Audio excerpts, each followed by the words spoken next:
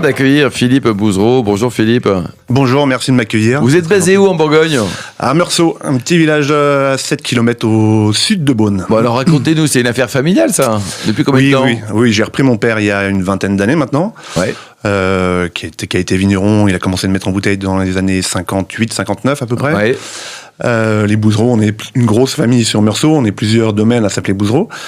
Et j'ai été rejoint il y a quelques années par mon petit frère qui avait une vraie vie avant et qui s'est dit tiens... Qu'est-ce qu'il faisait avant? Il était dans le BTP.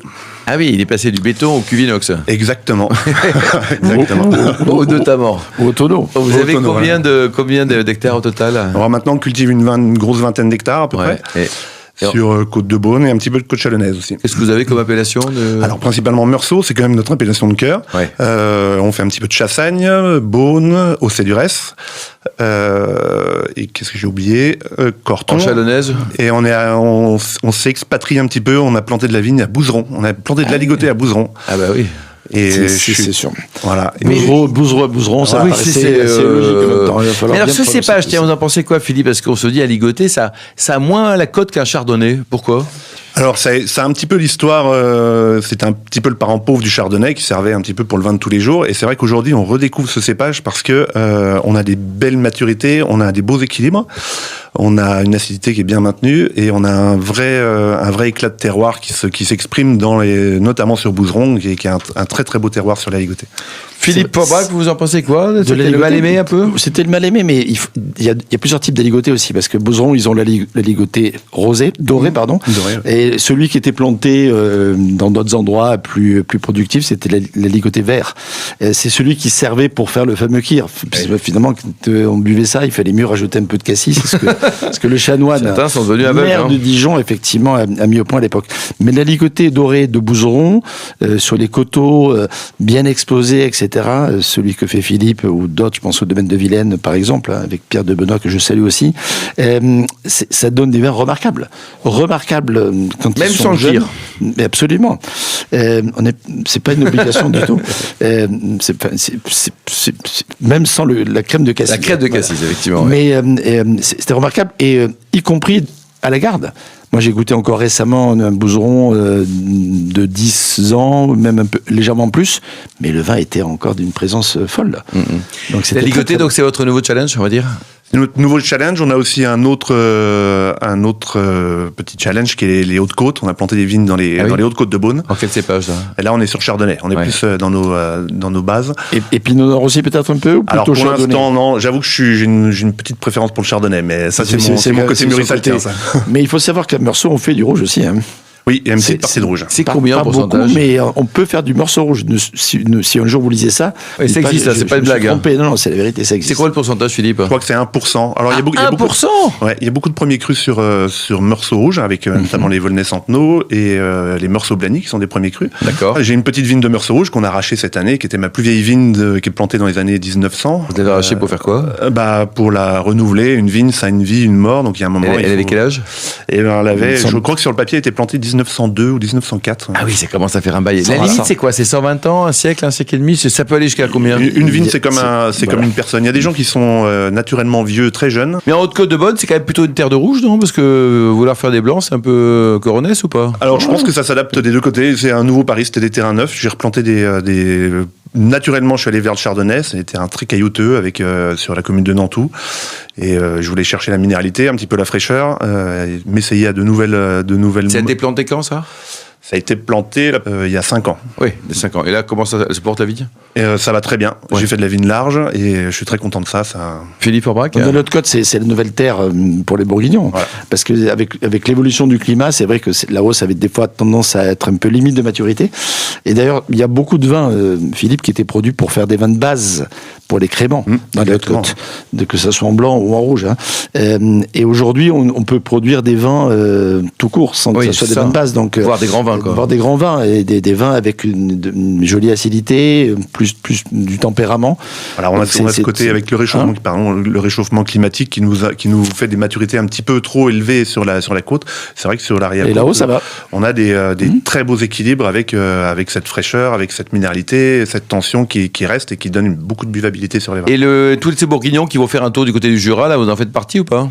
Alors non, moi il y a des très beaux terroirs, il y a des très beaux terroirs dans le Beaujolais, dans le Jura. Moi je suis un petit peu terrien et j'aime bien avoir une vision assez rapide de mes vignes. Pas être trop loin, quoi. Voilà, donc j'aime bien sur quelques heures pouvoir avoir une vision exacte de tout ce qui se passe sur mon parcellaire. Donc si je m'expatrie un peu trop, ça me fait un peu de route et voilà, je suis pas trop... Combien de surface vous avez exploité? Je ne sais pas si on l'a déjà évoqué. Là, on est pas tout à fait à 25 cette année. 25 c'est beaucoup. Hein, avec mon frère, donc voilà, on s'est partagé un peu les travaux. J'avoue qu'il a pris naturellement l'administratif et beaucoup de choses. Ah, mais c'est important. Et il y en a beaucoup dans le vin, quoi. Si on peut déléguer ce genre de choses, c'est pas mal aussi, quoi. Et chez les vignerons, là, il y a une bonne ambiance avec, vous avez quel âge, vous? Alors, moi, j'ai 44 ans. Ouais. Il y a des jeunes comme vous ou il y a des... Alors, il y a des jeunes comme moi, il y a des plus jeunes que moi aussi. Ouais, et à 30 ans. Tous les âges, voilà, et tout le monde arrive. Meursault, on est à peu près 80 vignerons. Ouais. Mais il y a une bonne ambiance, parce qu'il y a des villages Centenay, par exemple, il y a une vraie... d'abord, il y a la confrérie, mais en plus, il y a une bonne ambiance entre vignerons. Vous également, c'est la même chose? Oui. Après, on peut pas être copain avec tout le monde, mais... 2-3 noms de vos ennemis, là, ceux vous pouvez pas regarder. Il y a des amis, il y a des copains, puis il y a les autres. Non, il y a une bonne ambiance, il y a une vraie identité de village, et quand on veut défendre notre appellation, on est tous... La fameuse Polée réunit toujours autant de monde. Toujours autant de monde. Alors, faut rappeler quand même ce que c'est que la Polée, parce que bon, c'est quoi la Polée? Alors la Polée, traditionnellement, c'est le repas de fin de vendange qui clôture, qui fait la fête une fois qu'on a tout rentré. Et donc à Meursault, on a développé, les anciens ont mis en place la Polée, qui est le 3e week-end de novembre après la vente des vins. L'origine de la Polée, c'est Meursault. Oui. D'accord. Et ça s'est beaucoup démocratisé après. Tout le monde fait sa Polée. Tout le monde fait la Polée, mais l'origine c'est quand même Meursault. D'accord. Au château de Meursault même. Au château de Meursault, ça va revenir au château de Meursault parce qu'on a été expatriés pendant quelques années là, vu qu'ils étaient en travaux, et normalement la prochaine Polée devrait se retenir au château. Nouveau au château. Voilà, dans la magnifique cuverie. Et le principe c'est quoi alors? Alors le principe c'est qu'on fait un gros banquet, les vins ne sont pas compris et chacun amène ses bouteilles et on partage nos bouteilles. Et donc notre but c'est de pouvoir, alors il y a plus, au bout d'un moment c'est un petit peu le Capharnaüm parce qu'il y a plus de monde dans les allées que à table. Avec modération tout ça bien sûr. Mais c'est très convivial, ça permet de partager les vins et ça ramène un côté vraiment amical au vin, et voilà, on est là pour partager, pour goûter les bouteilles, pour chacun se faire goûter nos vins, c'est très intéressant. Philippe Bouzereau, la gamme de prix chez vous, ça va de combien Alors, on commence entre avec les grands Meursault et puis les grands Côtes de Haune, c'est pas le même prix quoi. Voilà, on commence avec notre Bourgogne à ligoter qui est fait à Meursault, qui est pas celui de Bouzeron, donc là on est à 11,60 € TTC. Et on monte jusqu'au Perrière, qui est notre meilleur premier cru sur Meursault. Là, on est un petit peu plus de 80. Quoi. À 80 € quoi. Donc c'est une gamme qui est large, avec des vins qualitatifs. Vous sentez la crise du vin, on en parle beaucoup. Vous sentez qu'il y a moins de commandes. Même les bourguignons sont ou risquent d'être touchés. Quel est votre feeling sur ça? Alors pour l'instant, moi je ne le sens pas directement. Les ventes sont bien. Les ventes sont bien. Ouais. Voilà, on a essayé de maintenir des prix assez, même si ça reste quand même des prix assez chers, mais on est en Bourgogne. On est en Bourgogne, voilà, mais on essaye de garder des bons prix. On a soigné un petit peu nos clients, et puis pour l'instant, ça va. Vous vendez combien de bouteilles par an? C'est petit, non? Nous, un petit peu plus de 100 000. Ah, 100 000, il faut quand même les vendre, 100 000. Ça commence à faire, quoi. Et le marché américain, ça représente des ventes importantes ou marginales? C'est une dizaine de pourcents de nos exportations. C'est pas un marché capital pour nous. Philippe? Et la vente sur place, il y a un caveau, on peut venir déguster, parce qu'en Bourgogne, des fois, on dit, c'est bien, on entend parler, mais quand on tape, il n'y a personne qui répond. Il faut prendre rendez-vous. L'année prochaine. Exactement. Il faut prendre nous, on a toujours gardé notre clientèle particulière. Il y a un historique. Papa faisait de la bouteille depuis les années 60, donc on a gardé ça. On accueille les clients au domaine. Donc sur rendez-vous, c'est encore mieux. J'ai quelqu'un qui s'occupe du caveau. C'est pas moi qui fait ça personnellement, parce que je suis sur mon tracteur dans ma cave. Voilà. C'est ouvert toute la saison, donc à partir du mois de mars jusqu'à la vente des vins, jusqu'à fin novembre. Et on a développé aussi en parallèle un petit bar à vin du domaine, donc les gens peuvent venir goûter. À Meursault, ouais, au-dessus du clos, là, sur la place du village. Il n'y a que vos vins ou il y en a d'autres? Alors il n'y a que nos vins principalement. On fait un petit peu de planche de charcuterie, et puis j'ai une petite terreuse à bière quand même, parce que même pour les équipes, c'est sympa de le monter là-haut et puis de prendre une petite bière. C'est sympa ça. Il a un nom ce bar à vin ou... Au Vieux Clos. Au Vieux Clos. Voilà. Merci beaucoup. Vous avez un site internet, une adresse peut-être pour prendre enseignement? Alors, Philippe Bouzereau, je ne me rappelle plus du site exact, mais voilà, il y a un petit Instagram, @pbouzereau. Philippe Bouzereau, à Meursault, on peut vous trouver. Quoique, il y en a beaucoup. On est 5 préciser le prénom. Voilà. Philippe.